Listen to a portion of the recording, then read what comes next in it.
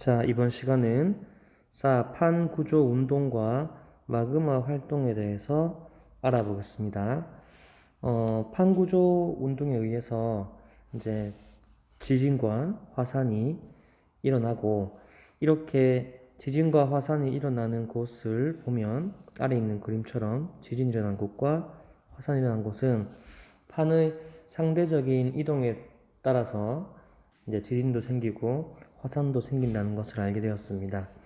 보면 지진대는 지진이 자주 발생하는 띠 모양의 지역이고, 환태평양 지진대, 해령 지진대, 알프스, 히말라야 지진대 등 지진이 많이 발생하는 판의 경계를 볼 수 있습니다.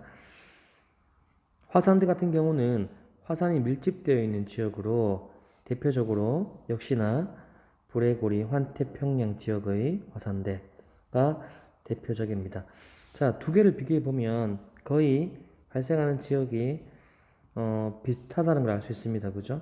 하지만 지진이 조금 더 다양하게 나타나는 것은 우리가 판의 경계의 특징을 알아봤었는데, 그 내용을 생각해 보면 지진이 화산보다는 더 자주 일어날 수 있는 조건이라는 것을 알 수 있습니다. 그래서 지진대와 화산대의 특징을 알 필요가 있습니다. 꼭 기억하고. 자, 그 다음에 이제 마그마의 생성입니다. 자, 마그마는 주로 지각과 멘트를 구성하는 성분이 녹은 거고, 기체를 포함하는 것이 마그마입니다. 그러면 마그마는 과연 어디에서 생길까요? 쉽게 생각하면 온도가 아주 뜨거우면 지각 또는 멘트를 구성하는 성분이 녹아버리기 때문에 그 녹은 물질이 마그마가 되는 것을 알 수 있겠죠. 그러면 온도가 아주 높아야 한다는 것을 알 수 있습니다. 자, 그런 부분이 당연히 지표는 아니겠죠. 그죠? 저 밑에 멘틀이나 이런 부분일 텐데, 그 특징을 알기 전에 마그마의 구성 성분에 따른 종류를 알아보겠습니다. 현무암질 마그마, 안산암질 마그마, 유문암질 마그마입니다. 여기서 여러분들이 현무암질 마그마 그러면 몇 가지를 기억할 필요가 있는데, 현무암 그러면 제주도에 많죠. 특징이 뭘까요? 아주 검습니다. 그죠? 검다. 또 바다에서 많이 생긴다. 우리가 보통 이런 내륙 지방 같은 데는 현무암이 잘 발견되지 않습니다. 바다에서 많이 생긴다 라는 특징을 잘 기억하면 훨씬 더 쉽습니다. 그 내용 기억하고 한번 보겠습니다. 자, 현무암질 마그마, 안산암질 마그마, 유문암질 마그마는 자, 몇 가지 특징에 의해서 나누어지는데, 가장 큰 특징은 바로 SiO2 함량입니다. 자, SiO2 그럼 우리가 또 배웠던 기억이 나죠. 규소와 산소로 이루어진 규산염이라고 불립니다. 규산염, 이 결합의 비는 다르지만 우리가 알고 있는 규산염 광물, 석영, 장석, 흑운모, 각섬석 이런 것들 모두 SiO2를 포함한 규산염 광물입니다. 그래서 이 SiO2의 함량에 따라서 나누어지는 게 현무암질, 안산암질, 유문암질입니다. 자, 생각을 해보겠습니다. SiO2는 우리가 지금 지각을 이루는 거의 대부분의 광물이 규산염 광물입니다. 90%가 넘습니다. 그 규산염 광물이 90%가 넘는데, 근데 52%, 63% 이것은 당연히 SiO2만의 함량을 따지는 겁니다. 그러니까 당연히 규산염 광물은 95%가 넘지만 그 규산염 광물 안에 있는 모든 성분이 규소와 산소는 아니기 때문에 우리가 함량은 이렇게 적습니다. 그죠? 자, 그러면 현무암 같은 경우는 왜 검을까요? 검다. 우리가 SiO2 같은 경우에는 색깔이 있지 않습니다. 그런데 철 성분 같은 경우에 쉽게 생각하면 철 성분 같은 경우에는 색깔이 검습니다. 그래서 철을 많이 포함하고 있으면 색깔이 검습니다. 그러면 현무암, 안산암, 유문암 셋 중에서 누가 색깔이 검을까요? 가장 맞습니다. 현무암이 검다. 검다는 말은 무슨 말이죠? 철을 많이 포함하고 있다. 철을 많이 포함하고 있다는 말은 우리가 지구 내부로 갈수록 철이 많죠. 그래서 멘틀 성분의 철 함유량이 지각보다 훨씬 더 높습니다. 그래서 그 멘틀의 많이 포함되어 있던 철분을 가지고 있는 마그마가 바로 현무암질 마그마입니다. 상대적으로 안산암질은 더 적고 유문암질은 더 적습니다. 그래서 우리가 기준을 SiO2 함량을 52% 이하, 규산이 적으니까 당연히 내부 물질이 많은 거고 철 같은 성분이 많은 거겠죠. 그래서 이런 것들 우리는 현무암질 마그마, 63% 이상이 바로 유문암질 마그마입니다. 그러면 그 중간이 안산암질 마그마가 되겠죠. 그러면 우리가 생각해 보겠습니다. 현무암질 마그마와 유문암질 마그마 중에서 지하 깊숙한 곳, 멘틀 성분이 많이 포함된 게 당연히 현무암질이겠죠. 그리고 지각 성분이 많이 포함된, 규산이 많이 포함된 것이 바로 유문암질 현무암입니다. 그래서 이 특징만 알면 우리가 알 수 있는데 SiO2를 우리는 뭐라 부르냐면 규산이라고 부르고, 이 규산이 특징이 있습니다. 뭐냐면 산소가 뜨거운 상태에서 규소와 만나려고 하는 그 인력이 큽니다. 녹은 상태에서도. 그러면 SiO2, 우리가 많이 구성하고 있는 암석을, 그 광물 중에서 SiO2가 많으면 서로 당기는 인력이 마그마 상태에서도 많기 때문에 인력에 의해서 쉽게 말하면 점성이 커집니다. 규산이 많으면. 그러면 유문암질 마그마 63% 이상 되는 유문암질 마그마가 점성이 크겠죠. 똑같은 말로 유동성이 작다는 말, 이동하는 정도가 작다는 말이 점성이 큰 거겠죠. 그럼 반대로 현무암질은 SiO2 함량이 작기 때문에 유동성은 큽니다. 요걸만 딱 기억하면 안산암질은 가운데이기 때문에 자, 점성이 크기 때문에 그 안에 있던 가스들이 밖으로 나가질 않기 때문에 유문암질 마그마 안에는 화산가스가 많습니다. 그리고 폭발을 할 때도 점성이 크기 때문에 폭발이 잘 일어나는 폭발형으로 분출합니다. 그 다음에 화산체가 생겼다면, 분출한 이후에 화산체가 생겼다면 화산체의 경사는 점성이 크기 때문에 급합니다. 그래서 종상화산, 종 모양의 화산이 생깁니다. 상대적으로 SiO2 함량이 적은 현무암질 마그마는 유동성이 작고, 유동성이 작으니까 화산가스가 적겠죠. 분출을 폭발형으로 하는 것이 그냥 폭발형으로 하는 것이 아니라 분출하는 형태로 분출합니다. 화산체 경사가 완만하고 순상화산, 제주도 같이 순상화산입니다. 그리고 안산암질은 그 중간으로 해석하면 되겠습니다. 자, 그러면 온도는 현무암질 마그마 같은 경우는 우리가 뜨거운 온도에서 높고 우리가 철 같은 것들이 많이 포함되어 있는 광물들은 온도가 뜨거운 곳에서 용융되어서 마그마로 있지만 온도가 식는다면 일부가 바로 암석으로 굳어버리기 때문에 현무암질 마그마는 온도가 높은 상태에서만 존재할 수 있습니다. 근데 유물암질 마그마 같은 경우는 철을 포함한 온도가 높은 곳에서 뭐 보통 한 1200도 이상, 1600도까지 뭐 그 정도를 우리가 현무암질 마그마의 온도라고 보는데, 그 정도는 되어야지 철과 같은 것들을 많이 포함하고 있는 광물이 녹을 수 있는데, 유문암질 마그마는 그런 높은 온도에서 만 존재할 수 있는 광물이 적고, 석영, 장석 같이 낮은 온도에서 또 액체로 존재할 수 있는 마그마이기 때문에 마그마의 온도가 낮고 높습니다.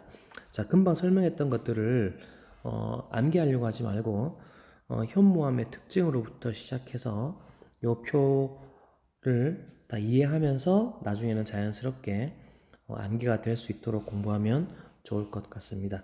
이게 바로 마그마의 종류였고, 그리고 마그마의 생성은 현무암질 마그마 분출한다 했죠. 왜? 현무암은 검으니까 SiO2가 적고, SiO2는 서로 당기는 힘이 크기 때문에 점성이 큰데 SiO2가 적기 때문에 그냥 분출한다고 했습니다. 점성이 작아서. 유동성이 크죠. 점성이 작고 용암지대나 순상화산 이렇게 된다. 그 다음에 유문암질 종상이었죠, 그죠? 이렇게 종상화산으로 모양, 용암이 이제 돔 형태로 만들어진다. 제주도에 가면 산방산이라고 있습니다. 산방산. 아주 볼록한 정말로 이제 종 모양처럼 생긴 게 있는데 이런 것들이 바로 유문암질 마그마의 분출 형태겠죠. 그 다음에 성층화산은 이 중간 정도로 생각하면 될 것 같습니다. 자, 그렇다면 이 마그마의 종류는 알아봤는데 이런 마그마들이 어디에서 생길까요? 자, 앞에서 봤던 걸 잠깐만 생각해보면 현무암질 마그마는 철분을 많이 포함하고 있기 때문에 철과 같은 유색 광물들을 검은 광물들을 많이 포함하고 있기 때문에 멘틀 쪽이라고 생각하면 될 것 같고 유문암질은 그렇지 않죠. 그래서 그런 것들은 지각 쪽에 있는 마그마라고 간단하게 나누어 보고 그 내용들을 한번 보겠습니다. 자, 깊이가 깊어지면 온도도 높아지고 그리고 압력도 따라서 높아집니다. 여기 있는 빨간색 선이 깊이가 0에서부터 이렇게 내려가는 게 바로 지하의 온도 분포입니다. 자, 보면은 온도가 점점점 이제 지하로 갈수록 높아지는 것을 알 수 있죠. 자, 그런데 여기서 한 가지 더 볼 게 뭐냐면 여기에 있는 요 선은 물이 포함되지 않은 멘틀의 용융곡선입니다. 즉 50km에서 최소한 약 1300 정도는 1300도 정도는 돼야지 멘틀이 녹는단 말이죠. 하지만 실제로 50km 정도 가면 지하의 온도 분포의 평균값을 보면 약 700도밖에 안 됩니다. 700도. 그러면 700도라면 우리가 당연히 그 부분에서 멘틀이 용융될 리가 없죠. 쉽게 말하면 마그마가 생성될 수가 없습니다. 그래서 특별한 조건이 되어야지 마그마가 생성되는데, 자, 여기서 한 가지 중요한 점은 뭐냐면 이 지하의 어떤 특정 지역의 온도가 멘틀의 용융점보다는 높은 상태가 되어야지만 마그마가 생성될 수 있다는 거겠죠. 자, 그리고 물이 포함된 멘틀의 용융점은 물이 포함되지 않은 멘틀의 용융점보다 낮다는 말은 우리가 이제 그 함수 광물이라고 부릅니다. 함수 광물. 물이 포함되어 있다라는 게 우리가 생각하는 그냥 물이 막 습기가 있다 이런 느낌이 아니라 함수 광물이라고 해서 수산화 이온 OH-인 이 수산화 이온이 포함되어 있는 광물이 있습니다. 우리가 각섬석이나 운모 같은 경우가 그런데 우리가 이제 이 암석 안에 포함되어 있는 광물의 그 분자식까지는 우리가 알 필요가 없습니다. 하지만 이제 그런 것들이 여기 있는 수산화 이온을 포함하고 있는 광물들은 포함하고 있지 않은 멘틀보다 용융점이 낮습니다. 왜냐하면 이런 것들이 온도나 압력이 높아진 상태에서 이제 물로 나올 경우에 당연히 거기에 있는 광물들을 용융시키기에 조금 더 용이하기 때문에 물이 포함된 멘틀이 더 용융점이 낮습니다. 그게 바로 여기 있습니다. 점선 보이죠? 여기에 점선 이렇게 내려가는. 그래서 실제로 물이 포함되지 않은 것과 포함된 것의 차이는 생각보다 큰 걸 알 수 있고, 자, 그러면 물이 포함된 것이라면 우리가 약 뭐 80km, 즉 약 1000도씨 정도쯤 되면 자연스럽게 마그마가 생성될 수 있습니다. 근데 이렇게 물이 많이 포함된 함수 광물이 있는 조건도 흔하지 않기 때문에 마그마가 여러 곳에 생기는 것은 아닙니다. 자, 그리고 여기 있는 선은 물이 포함된 화강암 용융곡선입니다. 자, 화강암 그러면 현무암과 한번 생각해보면 현무암은 아까 말했던 것처럼 철분을 많이 포함한 유색 광물들, 철이 많이 포함된 유색 광물들을 많이 포함한 것이 현무암이고 반대되는 게 화강암으로 생각하면 됩니다. 화강암 같은 경우도 물이 포함되면 이렇게 특이하게 용융점이 아주 낮은 것을 알 수 있습니다. 그래서 마그마는 자연적으로 생성되기는 어렵습니다. 자, 그러면 마그마가 생성될 경우는 몇 가지가 있는데 한번 보겠습니다. 압력이 감소한 경우, 멘틀 물질이 상승하면, 자, 멘틀이 어떤 이유에 의해서 예를 들어서 뭐 멘틀 대류라든가 아니면 플룸이라든가 이렇게 상승하게 되는 경우에 압력이 낮아지면 마그마가 생성됩니다. 자, 우리가 압력이 엄청 높으면 그 광물들이 높은 압력 때문에 유체로서 액체로 되기가 어렵고 고체 형태로 존재합니다. 압력이 너무 높기 때문에.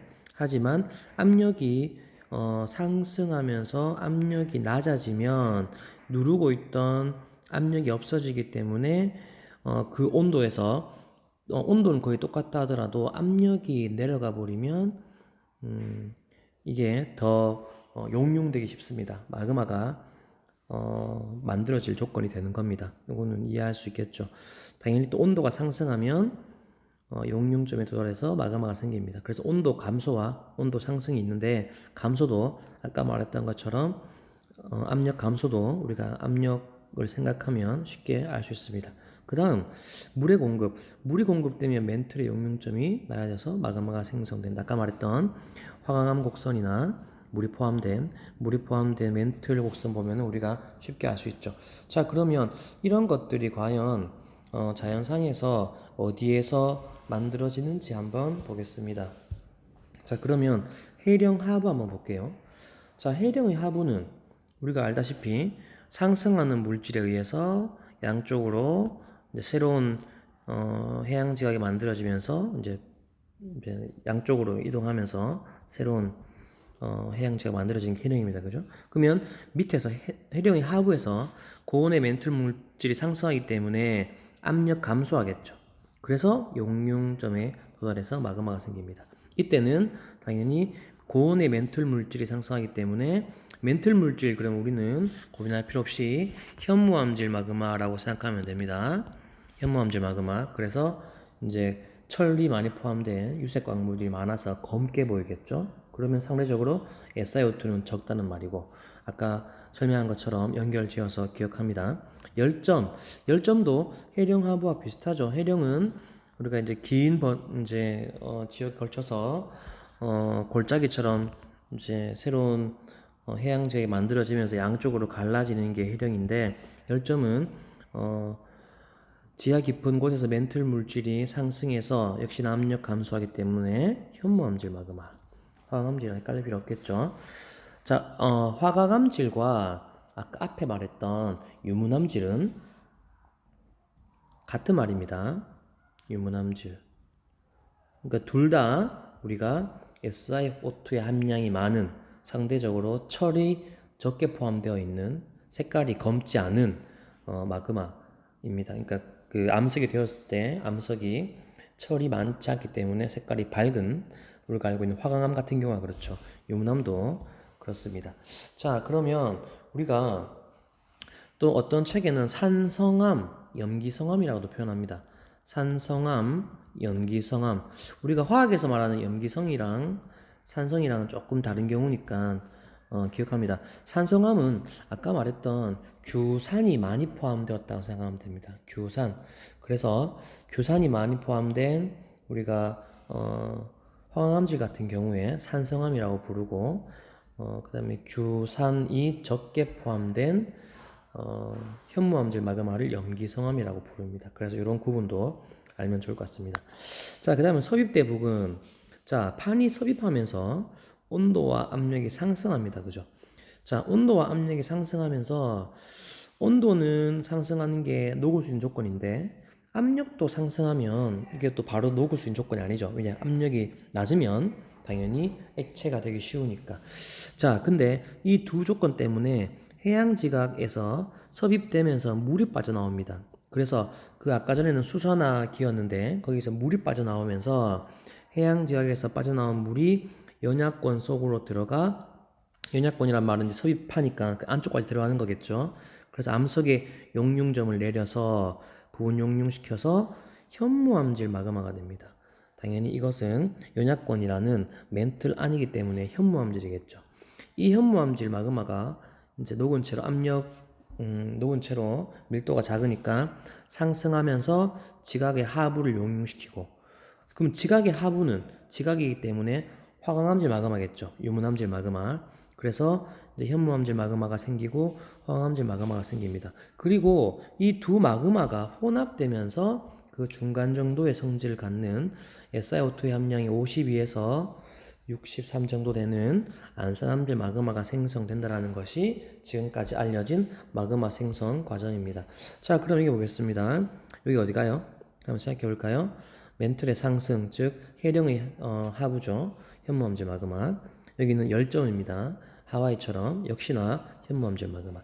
여기 보면 이렇게 섭입대에서 여기에서 온도가 올라가고 압력이 올라가지만 이제 그 여기에서 많은 수산화기를 포함한, 즉 물을 포함한